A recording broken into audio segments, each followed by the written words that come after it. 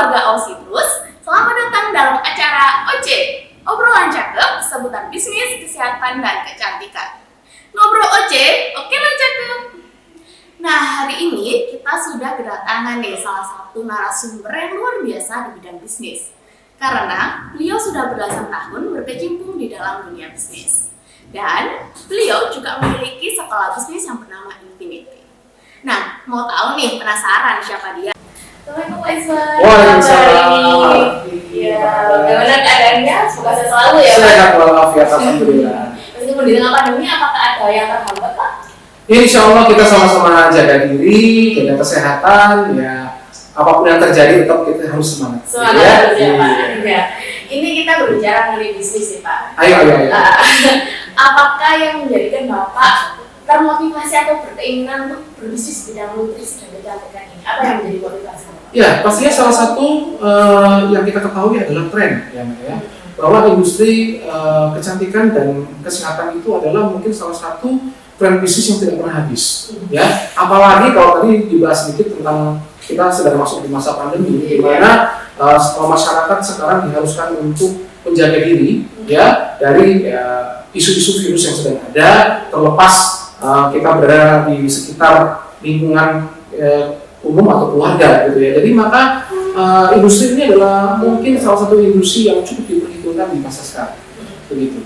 Ya, jadi sangat penting sekali kita menekuni bisnis ini menjadi satu pilihan yang terbaik untuk kita bisa mendapatkan keuntungan besar di masa mendatang.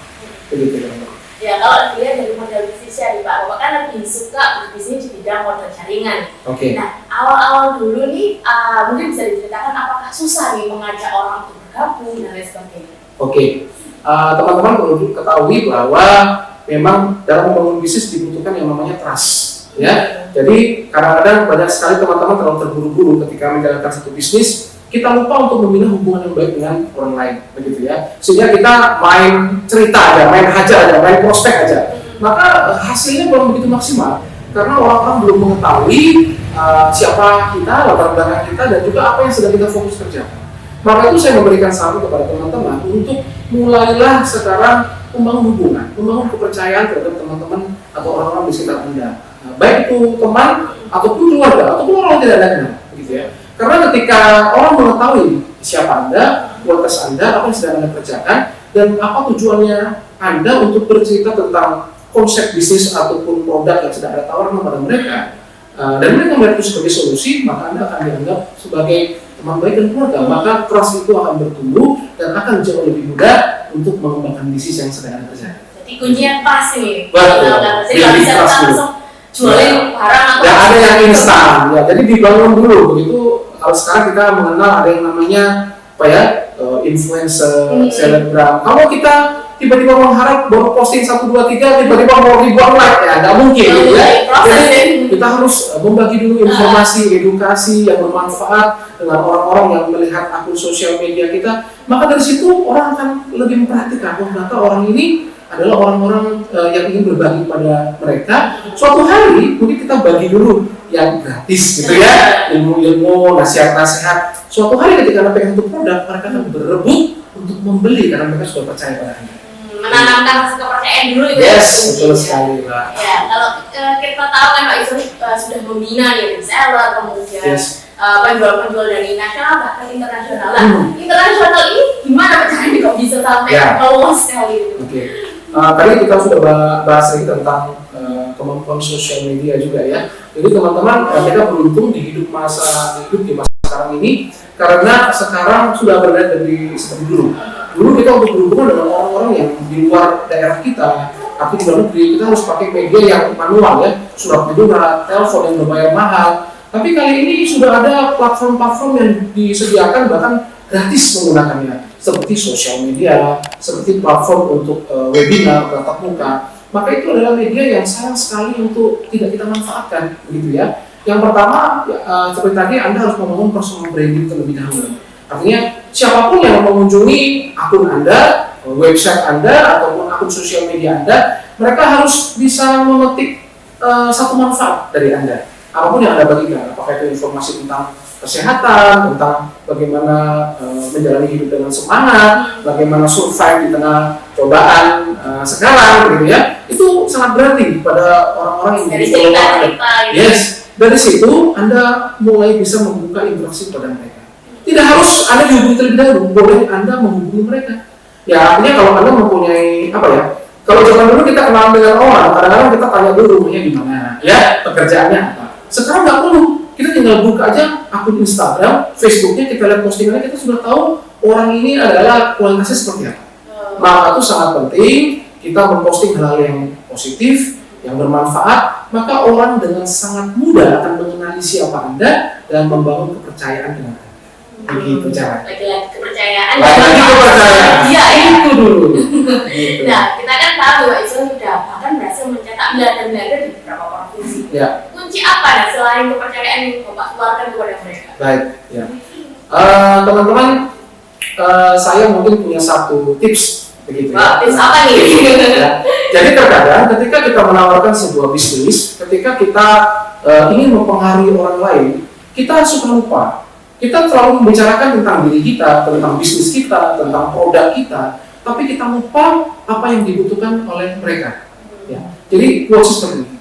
People don't care how much you know until they know how much you care. Oh, peduli dulu berarti Ya, jadi ya jadilah pendengar yang baik terlebih dahulu. Jadi kalau kita mau membantu seseorang, sebetulnya kita tidak perlu banyak bicara, kita perlu banyak mendengar. Begitu. Itu yang susah kan. Nah, jadi kadang-kadang kita punya ego kan, Aku ngomong dulu nih. kita punya sesuatu yang kita jagoin, kita mau presentasi dan segala macam, kita lupa bahwa kebutuhan mereka apa. Nah, ketika mereka sudah cerita, kita berusaha menjadi problem solver bagi mereka, maka kita mungkin tidak perlu menjelaskan dari A sampai Z, hanya beberapa topik saja atau beberapa materi saja, mereka akan tangkap itu.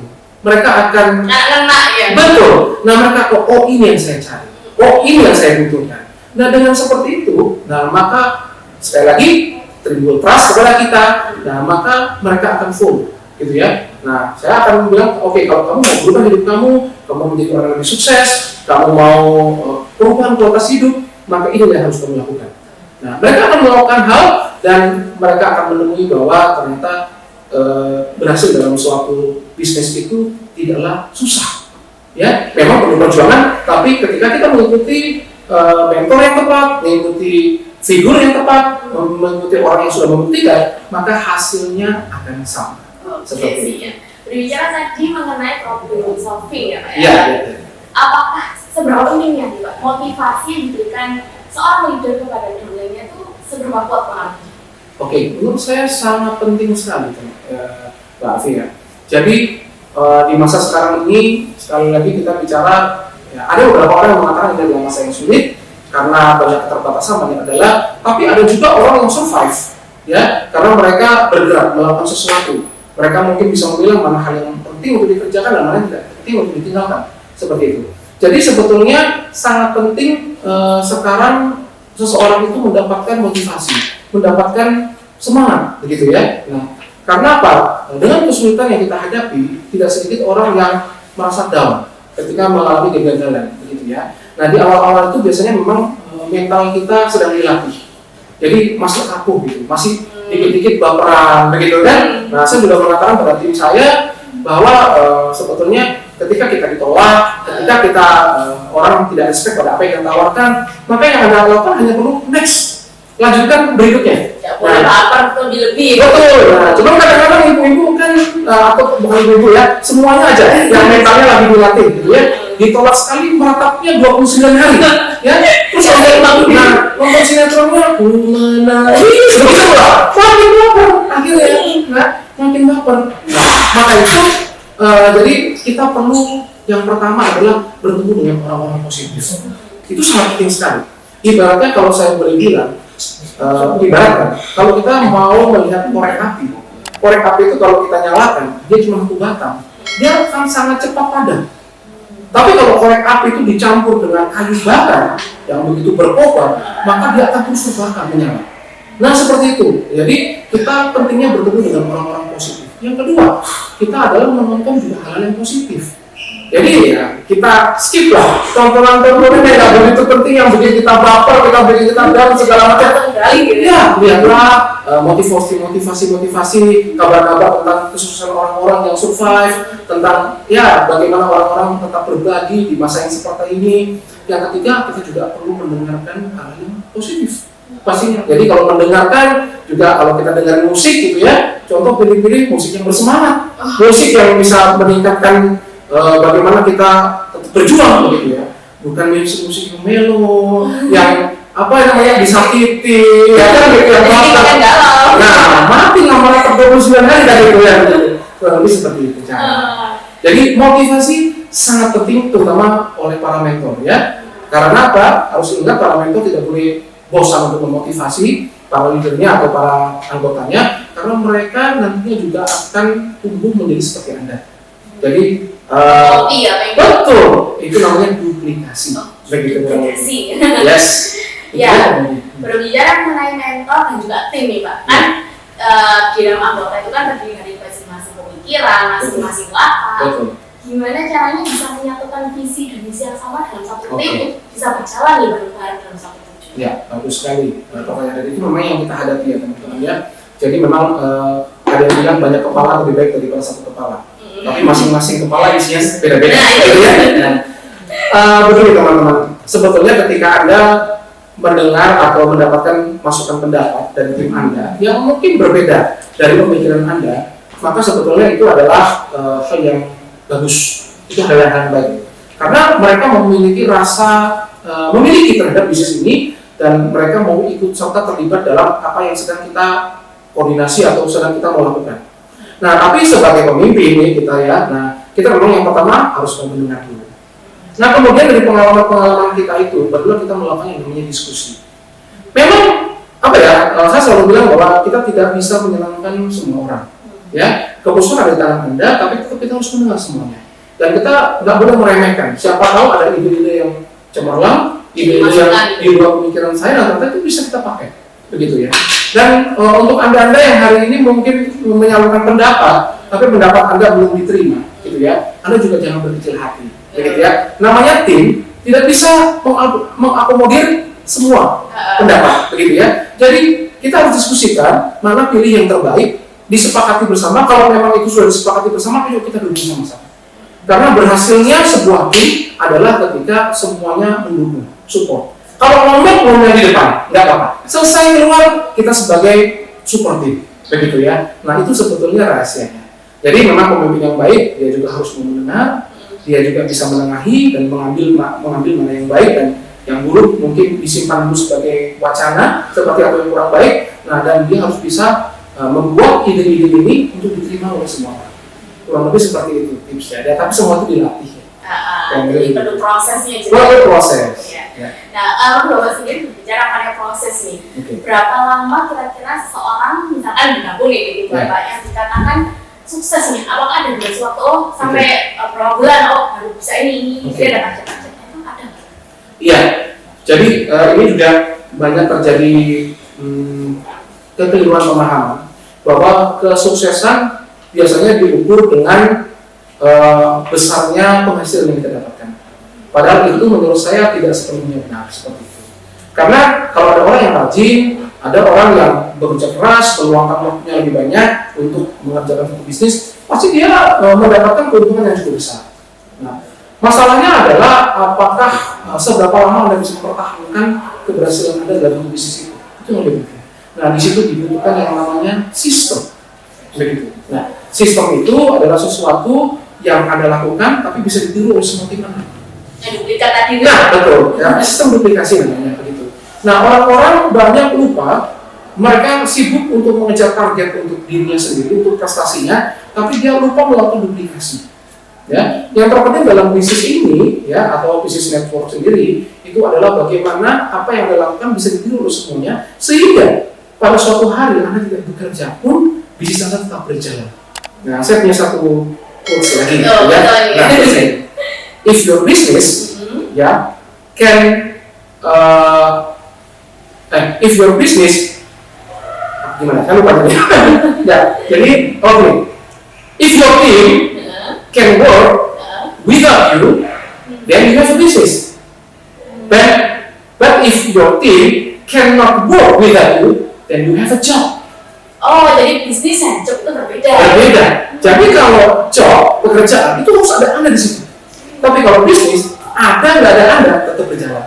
That's business. Itu yang kadang bikin orang salah, jadi kembali kerja, dapat uang, lupa dibangun. Nah, dia lupa. Nah, begitu. Itu yang namanya membangun bisnis jangka panjang atau pasif income. Begitu. Nah, itu. Orang-orang sih pinginnya seperti itu, ada kadang ya udah dapat uang kita jangkauin dulu. Nah, begitu. Nah, jangan sampai dilupakan bahwa bisnis itu kalau mau jangka panjang harus dibangun sistemnya, dan itu memang tidak mudah. Begitu. Tapi bisa. Bisa dipelajari. Bisa dipelajari juga. Kalau mengenai tadi waktu nih Pak, modal nih, apakah perlu juga? Nah, jadi pertanyaan nih soalnya sama orang yang ingin berbisnis. Kalau modal itu penting atau tidak, of course penting. Ya, nah saya menyingkapi modal itu dari dua sisi. Ya, ada satu modal, kalau orang bicara modal pasti bicaranya materi. Wah, uang kita harus punya modal tabungan nih, berapa nih, uangnya berapa nih untuk bisa berhasil dalam satu bisnis. Tapi sebelum kita bicara itu, ada satu hal yang jauh lebih penting. Modal yang pertama adalah kemauan. Ya. Jadi sebenarnya bukan tentang Anda bisa atau enggak, tapi tentang Anda mau atau enggak. Ya, ketika Anda punya kemauan, maka di situ ada jalan. Ya, di mana ada kemauan, di situ ada jalan. Nah, orang yang punya kemauan yang besar, maka dia akan menemukan dan mencari jalan keluar. Bagaimana caranya? Ya, jadi kita ketemu nih. Saya punya satu quotes lagi bahwa ada perbedaan tipis antara orang sukses dan orang gagal. Ya, orang sukses, orang gagal itu selalu kelebihan satu alasan, orang gagal kelebihan satu cara. Gak boleh banyak alasan, langsung kerjain. Jadi ada orang ditawarin gitu, ayo dong kita punya satu konsep bisnis gini, aduh tapi aku nggak punya modal, nggak apa-apa sambil jalan nanti kita ceritain dulu sama teman-teman, jualan dulu aja sampai tahun 2030 seperti itu. Tapi ada orang yang ketika kita ceritakan dia mikir gimana ya caranya? Oke, mungkin aku nggak punya modal, aku boleh nggak jualan dulu? Gitu. Oh, aku mungkin nggak punya banyak teman. Aku tawarin saudaraku, mungkin bisa nggak kamu bantu? Dia akan temukan cara. Walaupun aku punya anak kecil, aku jam segini, jam 1-2 jam kosong. Aku akan manfaatkan waktu aku untuk kerjakan di sini. Jadi orang yang memang punya pola pikir yang sukses, dia akan menemukan satu cara di sela-sela kendala yang dihadapi. Tapi kalau orang sudah memang males, niatnya gagal, selalu ada alasan. Alasan yang banyak. Nah, seperti itu. Nah, yang pertama yang saya singkapi adalah kemauan. Yang kedua, baru kita bicara materi. Begitu. Nah, teman-teman, banyak orang berpikir kalau mau sukses besar, modalnya harus besar. Saya kurang setuju dengan hal itu. Ya? Nah, kalau Anda cermati, sebetulnya banyak sekali pengusaha-pengusaha atau orang-orang yang hari ini berhasil dalam bisnis atau dalam pekerjaannya, mereka memulai dari hal yang kecil. Ya, kalau saya ngomong istilahnya think big but start small, begitu. Kalau Anda melihat, ya hari ini dulu ada perusahaan Apple, Steve Jobs itu memulai dari dalam garasi. Ya, Amazon itu Jeff Bezos juga mulai dari satu ruangan kecil sampai dari Amazon besar seperti ini. Mark Zuckerberg mulai dari 2 orang temannya, satu teman asramanya, dan hari ini menjadi industri raksasa dunia, begitu. Jadi sebetulnya kalau kita bicara modal, teman-teman, berapa yang Anda punya, manfaatkan baik-baik tentunya dengan namanya komitmen. Nah, komitmen sangat penting. Artinya kalau Anda sudah punya komitmen, maka Anda bisa menentukan mana pilihan yang tepat yang harus Anda lakukan.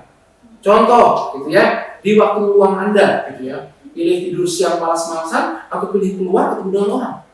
Itu pilihan sekali lagi teman-teman. Ya kan? Nah, di weekend mungkin kita setiap bulan ada 4 kali weekend. 1 weekend boleh kita istirahat, boleh kita senang-senang.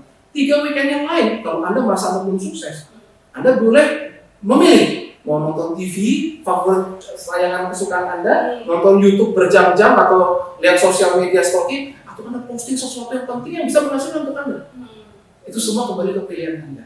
Jadi, yang pertama, modal itu tidak hanya uang saja. Kemauan, komitmen, pengorbanan, quality time yang Anda manfaatkan untuk membangun masa depan Anda itu menentukan berhasilnya Anda dalam suatu dimulai dari langkah kecil ya. Yes, start small tapi think big. Nah, jadi misalkan saya ini nggak ada modal, bisa bisa. pilihan. Yang pertama mau apa enggak? Oke. Kalau udah mau, kita akan tunjukkan gimana cara. Itu dulu. Kita dikasih tahu nih sistemnya nanti. Pasti, nanti dibantu. Ya. Selain tadi Pak motivasi, komitmen, ada nggak Pak rahasia lainnya yang menurut Bapak ini perlu dilakukan dan mungkin orang-orang masih belum tahu atau belum menjalankan? Ya, saya ini bukan dari saya saja ya, dari semuanya ya. Jadi ada satu hal teman-teman yang kita tahu tapi kita sering lupakan, bahwa yang namanya rezeki, kesehatan, ya, usia segala macam itu semua di tangan Allah Subhanahu Wa Taala, Tuhan. Ya, jadi kalau saya bicara, boleh kita semangat dalam bekerja, kita boleh semangat untuk meraih impian, tapi kita jangan lupakan bahwa semuanya itu di tangan Tuhan kita atau Allah Subhanahu Wa Taala, pemberi rezeki. Jadi jangan tinggalkan ibadah Anda, ya, dan bersyukur itu nomor satu. Apapun yang Anda dapatkan hari ini, syukuri, ya, karena ya ini sedikit ya. Jadi lain syakartum la azidannakum, lain kafartum inna adzabi lasyadid. Barang siapa yang bersyukur, maka aku tambah kenikmatannya, tapi barang siapa yang kufur, maka azabku sangat pedih. Jadi teman-teman jangan lupa, ya. Jadi ya yang sholat 5 waktu, ya, teman-teman yang mungkin pergi ke gereja atau mungkin yang agama lain, ya, di sela-sela itu semua Anda harus ingat bahwa keberhasilan kita selain ditentukan oleh kerja keras kita, semua itu dari ridho dan pemberian Allah Subhanahu Wa Taala. Sukses apapun jangan lupa ibadah ya. Dan syukuri semua yang Anda dapatkan, maka kenikmatannya akan ditambah. Amin. Nah, tadi kita udah tahu nih tips triknya dari Pak Iswan, rahasia-rahasianya juga udah dibongkar. Dan kita sekarang sudah ada di penghujung acara. Untuk tadi yang udah ada quote-quote-nya jangan lupa dicatat dan dipraktekkan. Nah, terima kasih ya Pak Iksan. Siap, sama-sama. Semoga bisa ada lagi kesempatan bertemu lagi. Oke teman-teman, sukses semua. Salam gemilang. Assalamualaikum warahmatullahi wabarakatuh. Waalaikumsalam warahmatullahi wabarakatuh. Jangan lupa. Alhamdulillah.